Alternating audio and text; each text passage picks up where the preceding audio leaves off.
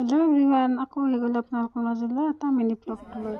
আৰু আমাৰ ইয়াত মানে কাতি মাহত মাধৱ মন্দিৰত মানে তুলসীৰ মালা দিয়া হয় আৰু ভাবিছোঁ আজি আমি যাওঁ আৰু ধুনীয়াকৈ আহি তুলসীৰ মালা চালা লৈ ল'লোঁ আৰু হয়গ্ৰীৱ মাধৱ মন্দিৰত আহিলোঁ আৰু মা, মই, দেউতা আৰু বাইদেউ আহিছে আৰু কাতি মাহ যাবৰে হ'ল। আমি 25 তাৰিখে আহিলোঁ আৰু ভিডিঅ'টো দিয়াত অকণমান দেৰি হ'ল আৰু বহুত ভাল লাগিলে। আৰু আপোনালোকে আহিছে না আনে ক'ব। আৰু ধুনীয়াকৈ ঠগি চগি ধুনীয়াকৈ কাটি আছে মাহঁতে আৰু ধুনীয়াকৈ চাকি বন্তি দি ল'লোঁ।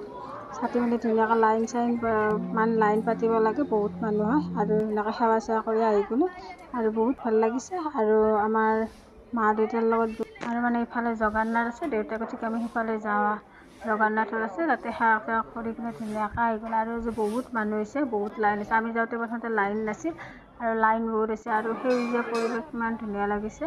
আৰু মিনি ব্লগটো চাই যদি ভাল লাগিছে, ভাল লাগিলে লাইক কমেণ্ট শ্বেয়াৰ ছাবস্ক্ৰাইব কৰিব।